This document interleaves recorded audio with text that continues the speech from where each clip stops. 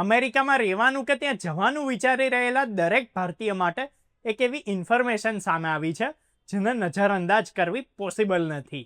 2025માં જે સ્પીડથી ઇન્ડિયન્સને અમેરિકાથી ડિપોર્ટ કરવામાં આવ્યા છે એ ખાલી એક આંકડો નથી પણ એક મોટી ચેતવણી છે કે ભાઈ ઇલીગલ રૂટ્સ, ફેક એજન્ટ્સ અને ફેક ડોક્યુમેન્ટેશન હવે પહેલાંથી વધારે રિસ્ક લઈને આવે છે.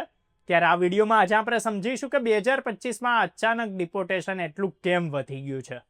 ડિપોર્ટેશન ફ્લાઇટ્સથી અમેરિકા કેવી રીતે લોકોને પાછા મોકલી રહ્યું છે અને સૌથી જરૂરી કે ભાઈ ઇન્ડિયન્સને ફ્યુચરમાં આ બાબતોથી બચીને રહેવું જોઈએ કે જેનાથી આવી સ્થિતિનો સામનો ના કરવો પડે. તો હવે સૌથી મોટો સવાલ એ છે કે 2025માં એવું શું થયું કે ખાલી જાન્યુઆરીથી લઈને અત્યાર સુધી 3258 ભારતીયોને અમેરિકાએ ડિપોર્ટ કરી દીધા, જ્યારે 2024માં આ સંખ્યા 1368 હતી અને 2023માં તો ખાલી 617 જ.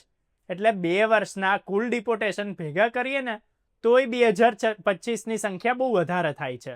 હવે આ સ્પાઇક બતાવે છે કે અમેરિકા હવે ઇલીગલ એન્ટ્રી અને ફેક અસાઇલમ કેસીસને લઈને, ક્લેમ્સને લઈને બહુ સ્ટ્રિક્ટ થઈ ગયું છે. હવે આ વર્ષે ડિપોર્ટ કરવામાં આવેલા લોકોમાં 62%ને રેગ્યુલર કમર્શિયલ ફ્લાઇટથી મોકલવામાં આવ્યા હતા, તો લગભગ 38%ને સ્પેશિયલી ઓપરેટેડ આઈસ અને સીબીપી ચાર્ટર્ડ ફ્લાઇટથી મોકલાવા આવ્યા હતા. તો આ વર્ષે ડિપોર્ટ કરવામાં આવેલા લોકોમાં 62%ને રેગ્યુલર કમર્શિયલ ફ્લાઇટથી મોકલવામાં આવ્યા હતા, તો લગભગ 38%ને સ્પેશિયલી ઓપરેટેડ આઈસ અને સીબીપી ચાર્ટર્ડ ફ્લાઇટથી મોકલ્યા હતા.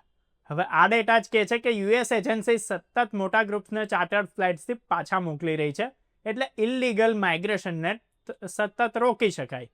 હવે આ આખી સ્થિતિથી ઇન્ડિયન્સને શું શીખવા મળે છે? તો ભાઈ સૌથી પહેલું તો ઇલીગલ એન્ટ્રીનું કોઈ જ શોર્ટકટ સેફ નથી. ચાહે મેક્સિકો રૂટ હોય, ફેક મેરેજ હોય કે પછી કોઈ ફરાર એજન્ટનો રસ્તો હોય.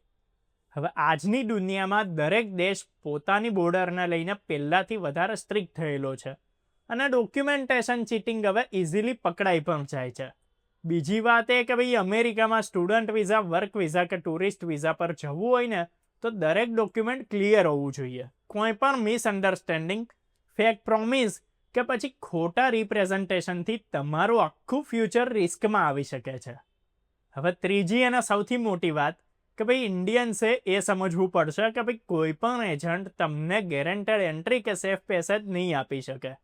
જે લોકો લાઈફ સેવિંગ ખર્ચો કરીને ઇલીગલ રીતે જવા માંગે છે એમણે આ ડેટા જોવો જોઈએ કે ભાઈ આ વર્ષે કેટલા લોકોને પાછા મોકલવામાં આવ્યા છે અને કેટલાય મહિનાઓ સુધી ડિટેન્શનમાં રાખવામાં આવ્યા છે. હવે આ ખાલી ફાઇનાન્શિયલ લોસ જ નથી પણ મેન્ટલ ટ્રોમા પણ હોય છે. હવે આખા ટોપિકનો સૌથી મોટો ટેક હવે એ જ છે કે ભાઈ સેફ ટ્રાવેલ અને લીગલ ઇમિગ્રેશન જે સસ્ટેનેબલ રસ્તો છે. જો તમે જેન્યુઇનલી સ્કિલ્ડ છો, તમારી પાસે ડોક્યુમેન્ટેશન બરોબર છે અને સાચી વિઝા કેટેગરી છે તો હંમેશા મોબિલિટી રહેશે. પણ શોર્ટકટ્સ હવે બહુ ડેન્જરસ થઈ ગયા છે.